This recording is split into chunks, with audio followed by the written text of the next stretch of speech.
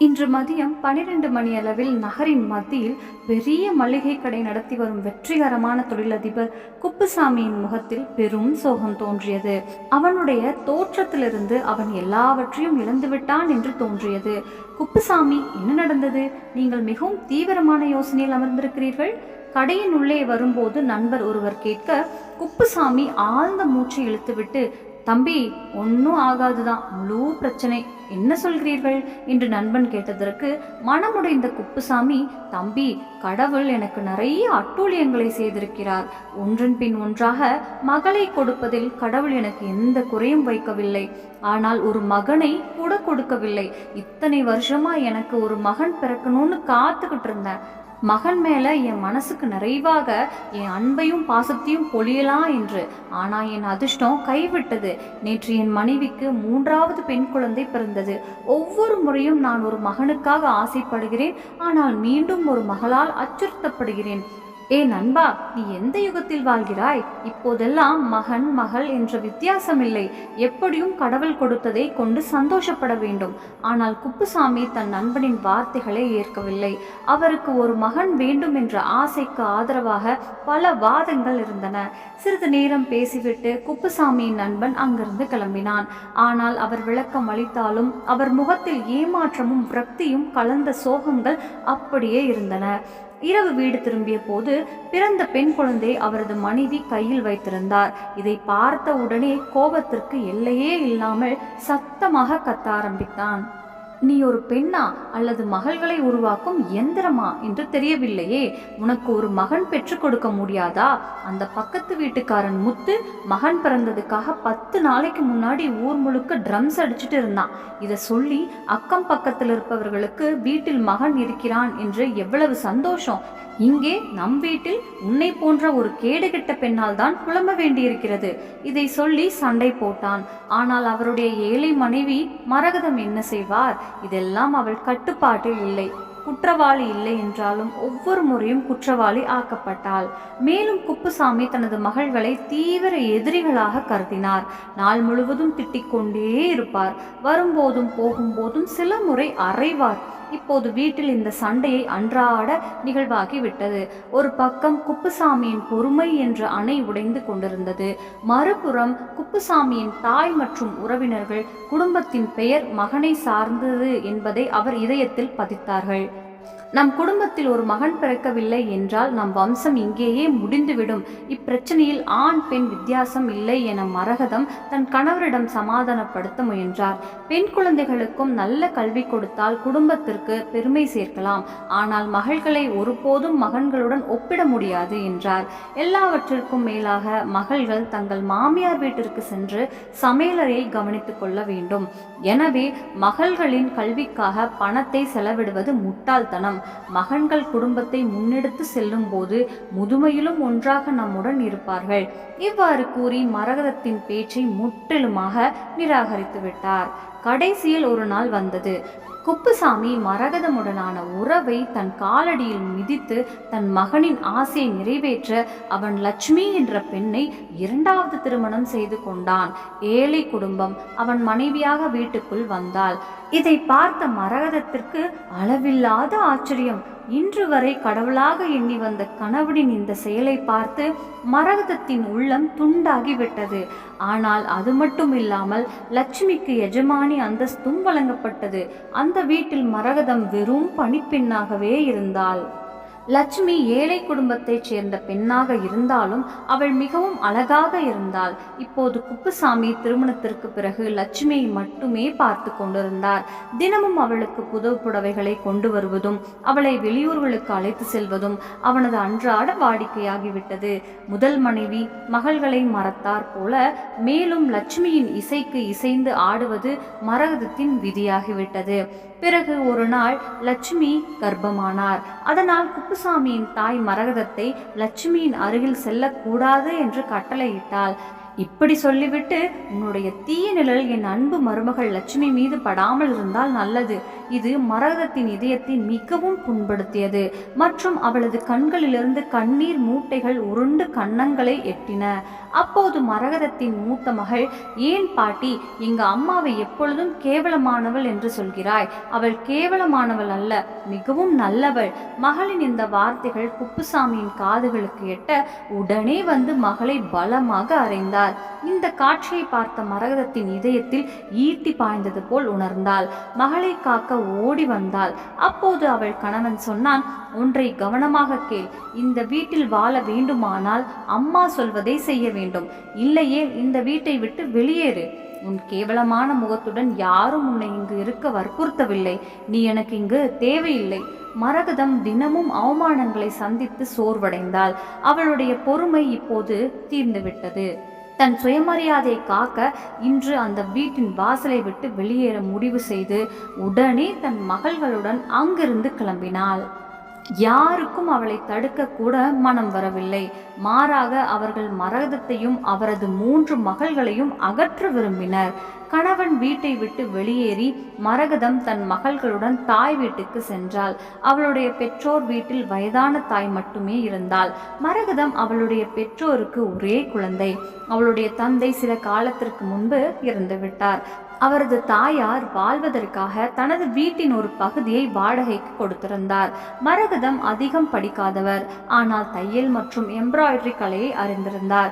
எனவே தனது மகள்களுக்கு ஆதரவாக வீட்டில் இருந்தபடியே தையல் மற்றும் எம்ப்ராய்டரி வேலைகளை செய்ய தொடங்கினார். மேலும் அருகில் உள்ள பெண்களுக்கு தையல் மற்றும் எம்ப்ராய்டரி கற்பிக்க தொடங்கினார். தன் மகள்களுக்கு நல்ல கல்வி கொடுத்து அவர்களின் காலடியில் வைப்பது என்று முடிவு செய்திருந்தாள். இன்னொரு பக்கம் மரகதம் வீட்டை விட்டு வெளியேற குப்புசாமியின் கடையின் வேலை குறைய ஆரம்பித்தது. ஆனால் நல்ல தொகை வங்கியில் வைக்கப்பட்டிருந்ததால் வீட்டு செலவுகள் அப்படியே தொடர்ந்தன. இப்படியே மெல்ல மெல்ல நாட்கள் செல்ல ஆரம்பித்தன. இப்போது குப்புசாமியும் அவனுடைய தாயும் தங்கள் மகனுக்காக கடவுளிடம் இரவும் பகலும் பிரார்த்தனை செய்தனர். குப்புசாமியின் தாயார் தனக்கு தெரிந்த பண்டிதரை அழைத்து அவரது வேண்டுகோளின் பேரில் தனது மருமகள் லட்சுமிக்கு பல வகையான பூஜைகள், சடங்குகள் மற்றும் பல வகையான விரதங்களை செய்ய வைத்தார். இறுதியாக அவர்கள் ஆவலுடன் காத்திருந்த நாள் வந்துவிட்டது. இம்முறை குப்புசாமிக்கு கடைசியில் தன் மகன் தன்னை பெற்றான். கடைசியில் எங்கள் குடும்பத்தின் தீபம் வந்துவிட்டது, அது நம் வீட்டை ஒளிரச் செய்யும். இதை சொல்லி குப்புசாமியின் அம்மா மகிழ்ச்சியில் திளைத்தார். மறுபுறம் மகன் பிறந்த 6வது நாளில் ஒரு பெரிய நிகழ்ச்சியை ஏற்பாடு செய்ய முடிவு செய்யப்பட்டது. ஒரு பிரம்மாண்டமான நிகழ்வை ஏற்பாடு செய்ய குப்புசாமியிடம் பணம் இல்லை என்றாலும் இன்னும் தனது மகனை கொண்டாட அவர் கடன் வாங்கி ஆடம்பரமான ட்ரம்ஸ் இசையுடன் ஜாதி, சமூகம், அண்டை வீட்டார் மற்றும் உறவினர்களுக்கு ஒரு பெரிய விருந்து கொடுத்தார். மகனுக்கு தீரவ் என்று பெயர் சூட்டினான். கடைசியில் அவனது மிகப்பெரிய ஆசை நிறைவேறியது. ஆனால் இப்போது கடையின் வேலை நின்று போனதால் குப்புசாமி எப்படியோ தனது நிலத்தில் ஒரு பகுதியை விற்று கடனை அடைத்தான். நேரம் மெல்ல ஓட ஆரம்பித்தது. மகன்களின் உணவு, அடிப்படை தேவைகளை புறக்கணித்த குப்புசாமி இப்போது மகனுக்கு சிறந்த உணவு, உடை, தேவையான அனைத்து பொருட்களையும் வழங்கி கொண்டிருந்தார். மகனுக்கு ஒரு நல்ல ஆங்கில மீடியம் பள்ளியில் படிப்பை கொடுத்து கொண்டிருந்தார். இந்த சமயத்தில் ஒரு நாள் குப்புசாமியின் தாயார் காலமானார். காலம் இப்படியே கழிந்தது. இப்போது மகன் தீரவ் வளர்ந்து கல்லூரியில் ஹோட்டல் மேனேஜ்மெண்ட் வகுப்பை எடுத்து படித்து வந்தான். அங்கு உடன் படிக்கும் பெண்ணின் அழகிற்கு மயங்கி அவளை காதலிக்க ஆரம்பித்தான் தீரவ். தான் காதலிக்கும் விஷயத்தை தந்தையிடம் சொன்னபோது குப்புசாமி அதற்கு எதிர்ப்பு தெரிவிக்காமல் சரி என்று சொன்னார். காரணம், மகனுக்கு திருமண வயது நெருங்கி கொண்டிருந்ததால் பெண் பார்க்கும் வேலை மறைமுகமாக நடந்து கொண்டிருந்தது. இப்பொழுது அதற்கெல்லாம் வேலை இல்லை என்பது போல் மறுநாளே பெண்ணின் வீட்டாரிடம் சென்று பேசி முடித்தனர்.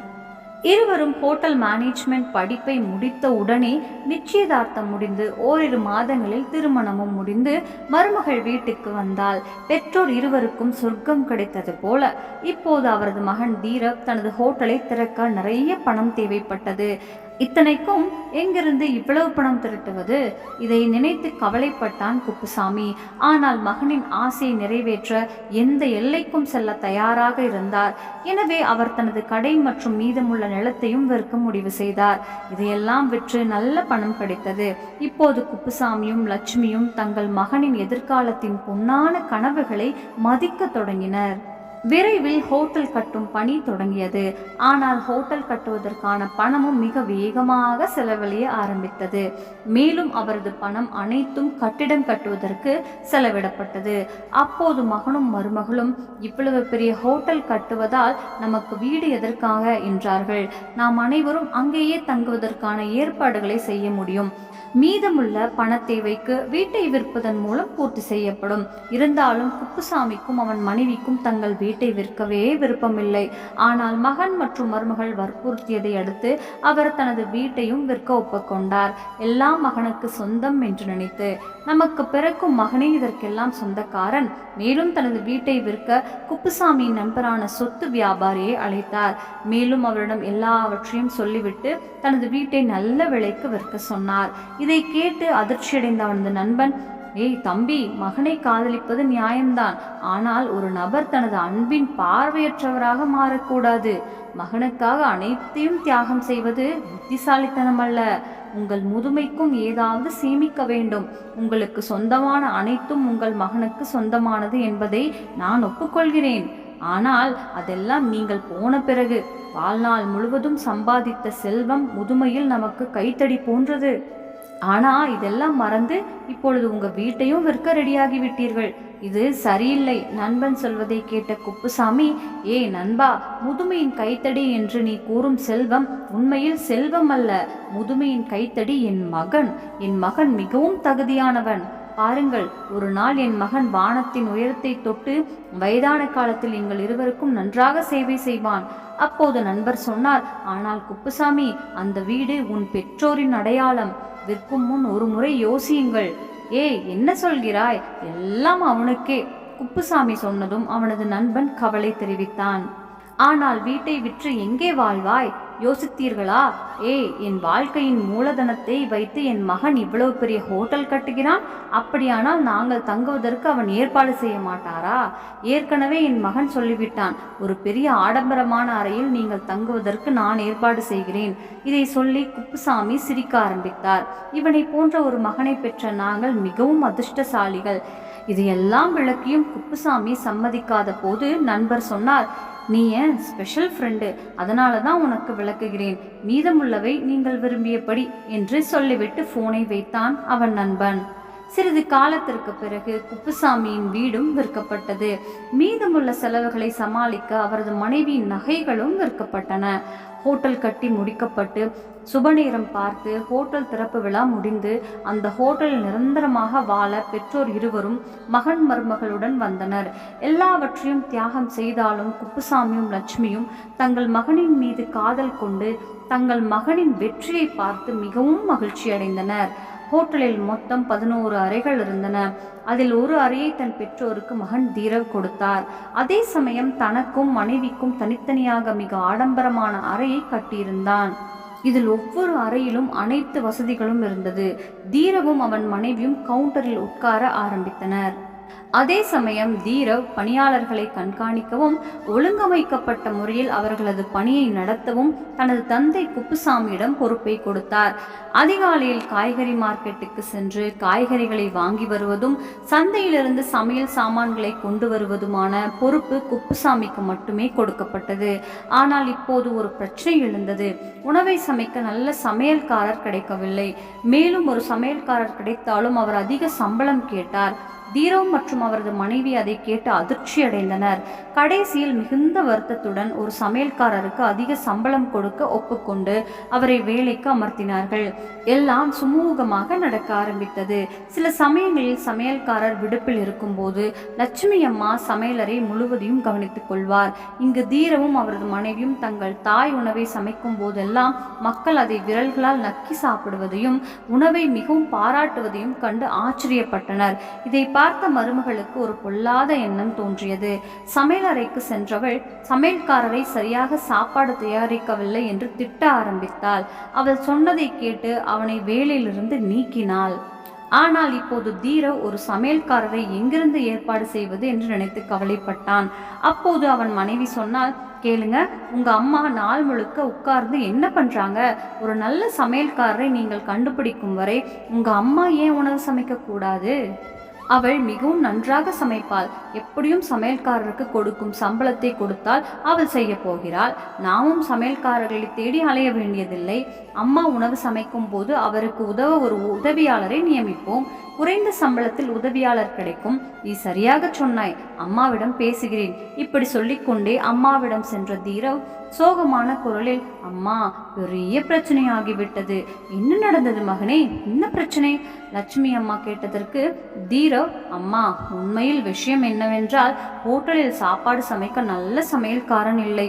இப்போது நான் எனது வாடிக்கையாளர்களுக்கு என்ன உணவளிப்பேன்? அப்போது அவனுடைய அம்மா சொன்னால், இதில் என்ன பெரிய விஷயம்? நல்ல சமையல்காரன் கிடைக்கும் வரை நான் சமைப்பேன். இதை கேட்ட தீரவ் மகிழ்ச்சியில் துள்ளி குதித்து, இதுதான் அம்மா, தாயின் அன்பு. என் பிரச்சனையை நீங்கள் சீக்கிரம் தீர்த்து வைப்பீர்கள் என்று எனக்கு தெரியும். சொல்லப்போனால் பெரிய சமையல்காரர்களால் கூட உங்களைப் போல் உணவை சுவையாக சமைக்க முடியாது தெரியுமா அம்மா? உங்கள் கைகளில் ஊறுகாயை சாப்பிட்டு விட்டு எங்கள் வாடிக்கையாளர்கள் விரல்களை நக்குகிறார்கள். இதை கேட்ட லக்ஷ்மி மிகவும் மகிழ்ச்சியடைந்து சிரித்து கொண்டே சொன்னாள், சரி மகனே, சாப்பாடு எல்லாம் நான் சமைப்பேன். ஹோட்டல் எல்லாம் நம்ம சொந்தம்தான். இதையெல்லாம் கேட்ட குப்புசாமி, ஆம், இதுல என்ன இருக்கிறது? ஹோட்டல் எங்களுடையது. வேலை செய்வதில் எங்களுக்கு ஏன் ஆட்சேபனை இருக்க முடியும்? இப்ப பாருங்க, அதிக வேலை இருக்கும்போது நானும் வெயிட்டர் வேலையெல்லாம் செய்வேன். இதில் என்ன பாதிப்பு? அப்போது லட்சுமி, நிச்சயமாக நம் குழந்தைகள் முன்னேற வேண்டும் என்றுதான் விரும்புகிறோம். நல்ல விஷயம் லட்சுமி, வாடிக்கையாளர்கள் வர ஆரம்பித்து விட்டார்கள். நீ சமையலறை வேலையை பாரு, அதுவரை நான் வாடிக்கையாளர்களை பார்க்கிறேன். இவ்வாறு கூறிக்கொண்டே அறையை விட்டு வெளியேற சென்றார் குப்புசாமி. இப்படியே சில நாட்கள் கழிந்தன. ஒரு நாள் அந்த ஊரில் ஏதோ ஒரு அரசியல் கட்சியின் பேரணி நிகழ்ச்சி நடந்தது. இதனால் நகரில் உள்ள பல ஹோட்டல்கள் முன்பதிவு செய்யப்பட்டன. தீரவ் ஹோட்டலில் 10 அறைகளையும் புக் செய்தார்கள். தீரவுக்கு இது ஒரு நல்ல வருமான வாய்ப்பு. ஆனால் இப்போது பிரச்சனை என்னவென்றால் 9 அறைகள் மட்டுமே காலியாக இருந்தன. ஏனென்றால் அவனுடைய பெற்றோர்கள் 10வது அறையில் தான் வாழ்ந்தார்கள். இந்த எண்ணத்தில் தீரவ் தொலைந்து போனார். அப்போது அவர் மனைவி, பார், இதுல என்ன பிரச்சனை? 2 நாட்களுக்கு அம்மா அப்பாவின் உடைமைகளை அங்கிருந்து அகற்றுவோம், அப்புறம் பிரச்சனையே இருக்காது. இப்போது ஒரு அறைக்கு ஒரு நாளைக்கு ரூபாய் 5000 கிடைக்கும். எனவே இந்த வாய்ப்பை நாம் தவறவிடக்கூடாது. அப்போது தீரவ், ஏய், ஆனால் அம்மா அப்பா எங்கே இருப்பார்கள்? சமையலறையில் தான். வேறு எங்க? சமையலறையில் நிறைய இடம் இருக்கிறது. எல்லாவற்றுக்கும் மேலாக அவர்கள் 2 நாட்களுக்கு அட்ஜஸ்ட் செய்யலாம் இல்லையா? சரிதான், 2 நாட்கள் தங்க அவர்களுக்கான ஏற்பாடுகளை சமையலறையில் செய்து முடிக்கிறேன். இவ்வாறு கூறி தீரவ் தனது பெற்றோரின் பொருட்களை சமையலறைக்கு மாற்றினார். மேலும் 2 நாட்கள் சமையலறையில் தங்கும்படி அவன் பெற்றோரிடம் சொன்னான். வேறு வழி இல்லாமல் ஒத்துக்கொண்டு வெறும் 2 நாள் வாடகைக்காக பெற்ற தாய் தந்தையை தரையில் படுக்க வைத்து விட்டான் என்று கிச்சனில் பெட்ஷீட்டில் படுத்துக்கொண்டு தனக்கு சொந்தமான அனைத்தையும் விற்று பெரிய தவறு செய்து விட்டோமோ என்று யோசிக்க ஆரம்பித்தார் குப்புசாமி. நண்பன் சொன்னது உண்மையாகி விடுமோ என்று எண்ணி நெஞ்சம் கணக்க ஆரம்பித்தது. மறுபுறம் அவரது மனைவி லட்சுமியும் முதுகுவலி காரணமாக தூங்கவில்லை. ஆனால் இன்னும் 2 நாட்கள் தான் என்று நினைத்து எப்படியோ தன்னை சமாதானப்படுத்தி கொண்டார்கள். அடுத்த நாள் ஹோட்டல் உணவகம் அரசியல் கட்சிக்காரர்கள் நிரம்பி வழிந்தது. லக்ஷ்மி தேநீரையும் காலை உணவையும் மிக விரைவாக தயார் செய்ய ஆரம்பித்தாள். மறுபுறம் குப்புசாமி அனைவருக்கும் தேநீர் மற்றும் காலை உணவை கொண்டு வந்து கொண்டிருந்தார். இதற்கிடையில் அரசியல் கட்சி தலைவர் குப்புசாமியை பார்த்து சத்தமாக கத்தினார், யோ வெயிட்டர்! குப்புசாமி அங்கும் இங்கும் பார்த்துவிட்டு, என்னை வெயிட்டர் என்று அழைத்தீர்களா? பின்னர் வேறென்ன, வெயிட்டரை வெயிட்டர் என்று கூப்பிடாமல் எஜமானரை என்று அழைக்கவா? இதை சொல்லி தன் கூட்டாளிகளை பார்த்து உறக்க சிரித்துவிட்டு, போய் கோட்டரும் கோழி பிரியாணியும் கொண்டு வா. ஆனால் இதெல்லாம் இங்கே கிடைக்காது சார். குப்புசாமி தீவிரமான தோனியில் பேசினார். அப்போது அந்த நபர் தனது பாக்கெட்டிலிருந்து கொஞ்சம் பணத்தை எடுத்து மேசையின் மீது எரிந்து விட்டு சொன்னார், அதனால் என்ன, எதிர்கடையிலிருந்து கொண்டு வா. அதற்கு வாய்ப்பில்லை, நான் இதை செய்ய மாட்டேன். சாப்பிட வேண்டும் என்றால் அங்கே சென்று சாப்பிடுங்கள் என்று குப்புசாமி கோபமாக பேசினார். அட, ரொம்ப கோபமோ? எங்கே இருக்கிறாய் வெயிட்டர்? அந்த நபர் கோபமாக பேசினார். அப்போது குப்புசாமி, நான் ஒன்றும் வெயிட்டர் இல்லை, ஆனால் நான் இந்த ஹோட்டல் உரிமையாளரின் தந்தை என்று சொல்லிவிட்டு அங்கிருந்து கிளம்பினார் குப்புசாமி. இதை கேட்டதும் கோபமான குரலில் தீரவை அழைத்தவர் குப்புசாமியை நோக்கி, யார் அந்த மனிதர்? அவர் ஒரு வெயிட்டர், தோள்களை குலுக்கி சொன்னான் தீரவ். ஆனால் அவர் தன்னை தங்கள் தந்தை என்று கூறினார். இதை அந்த நபர் சொன்னதும் தீரவ், இல்லை இல்லை, அவர் என் அப்பா இல்லை, கிராமத்தில் உள்ள எங்கள் பூர்வீக வீட்டில் இந்த வயதான ஏழை வேலை செய்து வந்தார். நேர்மையானவனாக இருந்ததால் இங்கே அமர்த்தப்பட்டான். அவருக்கு உலகில் சொந்தம் என்று யாரும் இல்லை, அதனால்தான் என்னை மகன் என்று அழைக்கிறார். சொல்ல போனால் எனக்கும் அவருக்கும் எந்த சம்பந்தமும் இல்லை. சரி, அப்படியா? என்னமோ ரொம்ப பெரிய ஆபீசர் போல என் முன்னே பேசி கொண்டிருந்தார். உன்னுடைய இந்த கீழ்த்தனமான வேலைக்காரனை என்னிடம் மன்னிப்பு கேட்க சொல்லு. தன் மகனுக்கும் அந்த மனிதனுக்கும் இடையே நடந்த அனைத்தையும் குப்புசாமி என்று கேட்டுக்கொண்டிருந்தார். அவமானச்சுடர் அவன் உள்ளத்தில் எரிந்து கொண்டிருந்தது. அப்போது தீரவ் தந்தையை சைகையில் அழைத்து, பார், நம்ம கஸ்டமர்கள் கடவுள் மாதிரி, அவர்களை இழிவுபடுத்த உங்களுக்கு உரிமை இல்லை. வாருங்கள், இப்போது சீக்கிரம் அவரிடம் மன்னிப்பு கேள். ஏய் தீரவ், நீ செய்வது முற்றிலும் தவறு. நான் ஏன் அவரிடம் மன்னிப்பு கேட்க வேண்டும்? தப்பு செய்தது நான் அல்ல. இங்க கோட்டரும் கோழி பிரியாணியும் கிடைக்காதுன்னு மட்டும் சொல்லிவிட்டு இருந்தேன். அப்புறம் வெளியே இருந்து கொண்டு வந்துடுங்க என்று பணம் கொடுத்து மிரட்டினான். இந்த மனிதன் தவறாக நடந்து கொண்டான். நான் ஏன் மன்னிப்பு கேட்க வேண்டும்? அதே சமயம் தீரவ் அப்பாவை அதட்டினார். ஒரு முறை சொன்னால் புரியாதா? மன்னிப்பு கேள் என்று சொன்னதும் நீ மன்னிப்பு கேட்க வேண்டும். மகனின் வேண்டுகோளுக்கிணங்க சுயமரியாதையை ஒதுக்கி வைத்துவிட்டு மன்னிப்பு கேட்டார். அப்போது தீரவ் வெளியிலிருந்து கோட்டரும் கோழி பிரியாணியும் கொண்டு வர சொன்னார். அவமானத்தின் கசப்பை குடித்துவிட்டு மௌனமாக வாங்க சென்றான். ஆனால் மனதில் பல எண்ணங்கள் ஓடிக்கொண்டிருந்தன. வீட்டை விற்பதற்கு முன் நண்பன் கொடுத்த எச்சரிக்கை இன்று குப்புசாமியின் நினைவுக்கு வந்தது. இன்று அவன் தன் வீட்டையும் மகனையும் இழந்தான். மறுபுறம் சமையலறையில் அனைவருக்கும் உணவு சமைக்கும் போது லட்சுமி அசௌகரியமாக உணர்ந்தார். இன்று அவருடைய உதவியாளரும் விடுப்பில் இருந்தார். நிற்கவே முடியாத நிலை ஏற்பட்ட போது சமையல் செய்துவிட்டு சமையலறையின் மூலையில் விரிக்கப்பட்ட தாளில் படுத்து கொண்டால் இங்கு அனைவரும் உணவுக்காக காத்திருந்தனர். எல்லாவற்றிற்கும் மேலாக ஏன் இன்னும் உணவு வரவில்லை என்று தீரவ் சமையலறைக்கு சென்றபோது அங்கு அம்மா படுத்திருப்பதை கண்டான். இதை பார்த்தவுடனே அம்மா மீது கோபம் வந்தது. இவ்வளவு பேர் உணவுக்காக காத்திருக்கிறார்கள், நீங்கள் இங்கே ஓய்வெடுக்கிறீர்களா? தீரவ், வெப்பத்திலும் புகையிலும் மூச்சு திணறல், இருமல் நிற்கவில்லை. எழுந்து நிற்க முடியாமல் சிறிது நேரம் படுத்திருந்தேன். ஆனால் எல்லா காய்கறிகளையும் தயார் பண்ணிட்டேன். எஞ்சி இருப்பது பருப்பை சேர்ப்பது மட்டும்தான். அந்த வேலையை என் மருமகளால் செய்துவிடு, என்னால் தாங்க முடியல.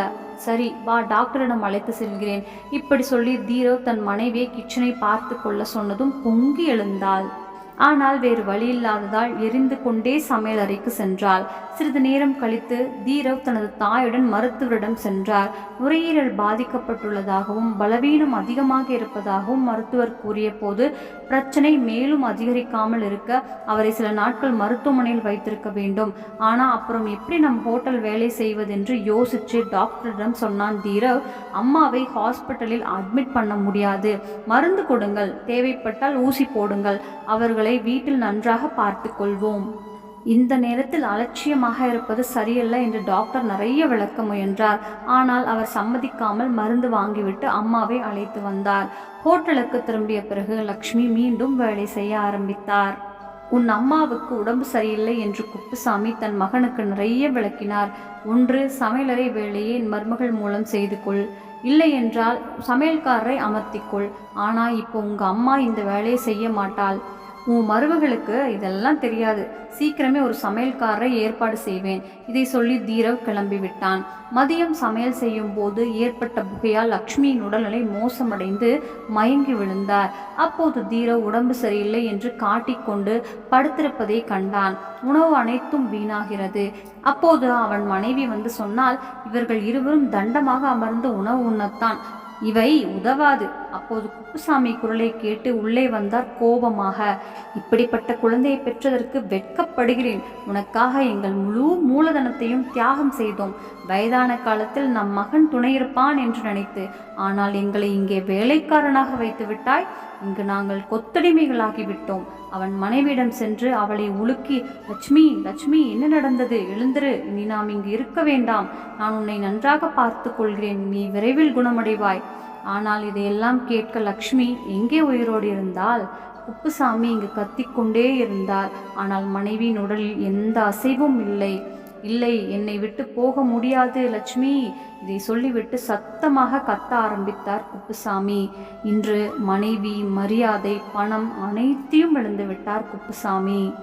எல்லாவற்றையும் இழந்த பிறகு ஒரு விஷயம் புரிந்தது.